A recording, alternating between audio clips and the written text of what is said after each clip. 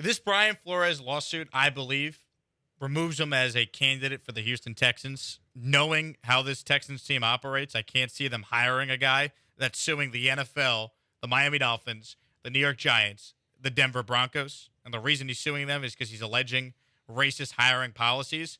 I doubt the Texans want to bring in this guy on top of dealing with the Deshaun Watson situation. I just don't think they want to. They want to add that to their team.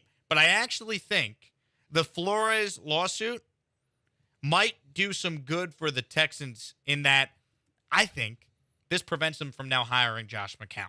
I really do. Think about it like this. If they were going to hire Josh McCown before the Flores lawsuit, there would be backlash. But now, after Brian Flores is a finalist, and you're not going to hire him because of the lawsuit, but then you can't hire Josh McCown, you know what the headline's going to be if you hire Josh McCown? After firing a black coach after just one season, the Texans hire a white guy with zero coaching experience over Brian Flores, who was the most proven candidate they spoke to. There's no chance they now could turn around and hire McCown. So while I don't think it's Flores, and that's the guy I wanted them to hire this whole time, I now don't think it's McCown. I think it's down to Jonathan Gannon, a white guy, and Kevin O'Connell, a white guy. But at least those guys are infinitely more qualified and have spoken to other teams for their opening to be a head coach than McCown, who other than the Texans is not interviewed anywhere else. I don't believe this disqualifies from McCown from being hired by the Texans. I do believe if they still want McCown to be the head coach, they'll hire him to be the head coach. They'll just wait a little while for some of this to get clarified. And look, the news cycle will eliminate some of this stuff. It may kick back up, and you're right. The headline, and people are going to take their pot shots at the Houston Texans. If we believe that Flores and O'Connell and McCown and Gannon were the final four guys in consideration, yes, Brian Flores is the only minority candidate in there. They'd be taking a hit no matter which of the other guys they hired. It's worth noting, though, Brian Flores, a week after he got the text message from Bill Belichick that was mistakenly sent to him instead of Brian Daboll, and then he knew the Giants interview was not going to go his way if Belichick was correct. He did not get the Giants job. He still took the Texans interview, still had an interview, the first one in person with them. So I have to imagine, with the Texans not being specifically named as a team that conducted a sham interview with Flores, Flores felt like the Texans process was on the up and up. Well, you would think he would feel like it was on the up and up because he was the first person they spoke to. The first person that they announced they had an interview with over Zoom was 2 weeks from this past Friday, and they spoke with Brian Flores. And then Flores spoke with them again in person. Apparently, that was yesterday. Yes. Right? So this lawsuit drops today. Yesterday, he spoke with the Houston Texans organization. He spoke with Cal McNair, Jack Easterby, and obviously Nick Caserio in the interview room. So I don't think the Texans process here, he would consider it a sham. But I think from the outside, they're going to get lambasted if they hire Josh McCown, more so now than they would a day ago. I feel like this might steer them to hire Jonathan Gannon with McCown on the staff or Kevin O'Connell with McCown on the staff, which I think would be a good thing for this organization to avoid hiring the guy that's never coached at the NFL or college level for even a season. Yeah, look, I agree with the first part of your last statement. I don't agree with the second part. I just don't think this is going to impact the Texans' decision. Well, it should. Common sense should prevail here that they should not hire Josh freaking McCown, who has no experience whatsoever, over all these guys that are way more qualified for the job. Like, use common sense if you're the Houston Texans. For once, your fan base is going to be irate if you hire Josh McCown over Brian Flores and then the other candidates that make sense here. Kevin O'Connell, offensive guy, Sean McVay disciple in the Super Bowl right now. And then obviously Jonathan Gannon, who,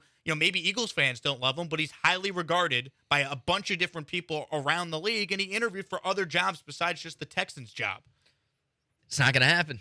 It's a joke. I mean, look, common sense, yeah, you could make that argument before this Brian Flores lawsuit came down earlier today, but it's just not going to change the Texans' line of thinking. They might still think they're hiring McCown? I do. I think they've had their mind made up for a couple of weeks now. Cody, are they hiring Josh McCown? Certainly feels that way. And it's just like... There was no common sense before this lawsuit. I don't think the only thing it might change is when.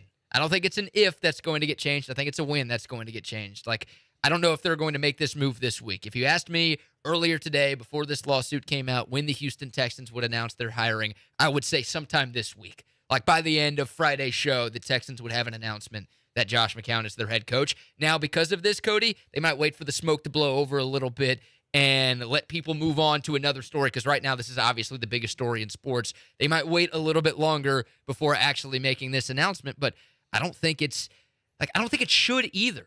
Like, I'm with you. It doesn't make sense. There's no common sense to the Josh McCown hire. He's not my top choice, but it would make less sense to change your mind, like to be all in on a guy and then change your mind because of this. Like, if this is the guy the Texans feel like they can win with, if he's the guy who the Texans feel like gives them the best chance to win moving forward, they can't change their mind on that because of a lawsuit where they're not even mentioned in. I don't want to hear that Nick Caserio is this smart guy if he turns around after firing David Culley after 1 year that he hired as his first big move as Texans general manager and then doubles down with Josh McCown. He could look like the smartest guy in the world if it works. Yep.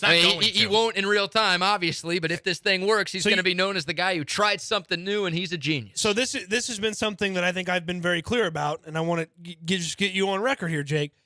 You don't believe there's any scenario where McCown works out as the head coach. I do not, no. I'll give him – if I'm wrong, I'm wrong, and I have no problem admitting it. I'd like to see him be very successful. I've said it over and over. I want the Texans to be good. I want them to win as many games as possible.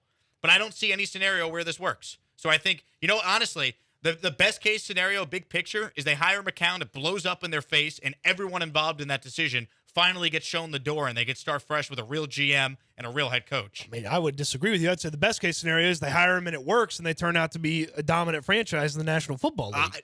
No crap, obviously, but that's not going to happen with Josh McCown. That's my point. I understand that, but I don't deal in the absolutes of this. Like, I mean, you're not a Sith. I understand. Is it unlikely that Josh McCown doesn't work out? Is it unlikely that McCown works out? Yes. Is the most likely scenario that he doesn't work out? Yes. But to say that there's no scenario where he works out as a head coach, that's just foolish. No, it's just how I feel. I understand. That's just how I feel, and I think most Texans fans feel that way. Why are we giving this team the benefit of the doubt? Well, what have they done to earn the right for us to trust that they know what they're doing when this GM, year one on the job, hired David Culley and then fired him after 1 year? If you feel the way Jake feels, then root for the team to suck for 2 years and everybody get cleaned out after 2 years. But that's not that's not going to be fun. I'll tell you that much. That's not going to be fun. Rooting for them to suck for 2 years, rooting for all these draft picks that you're going to have to suck. Like, that's not going to be a fun scenario. That's not a place you want to take your fandom. Yeah, to Jake's point, it's very unconventional, right? This would be the most unconventional hire in the history of the NFL.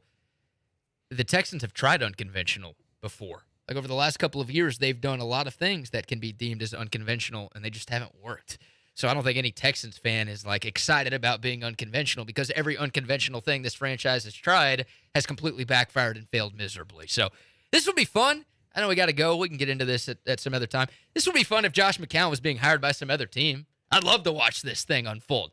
A random team that I don't care about hiring a guy with zero experience. I'd love to see if that would work. But when it's your team, and you've had the failures that you've had over the last couple of years, it makes this thing sting a lot more, and people aren't going to give you the benefit of the doubt, like you said. They haven't earned it. I mean, the Texans don't need to be the guinea pigs for trying something new when they're coming off a failed season after firing a coach after just 1 year. We'll talk more about this coming up and more on the lawsuit. If you're just tuning in, Brian Flores suing the NFL, how it impacts the Texans. We'll continue that conversation. Bill Barnwell from ESPN senior NFL writer, he's going to be joining us next. We'll get his take on that, plus his thoughts, early preview for the Super Bowl between the Bengals and the Rams. We'll get into it next with Bill Barnwell right here on ESPN 97.5 and 92.5.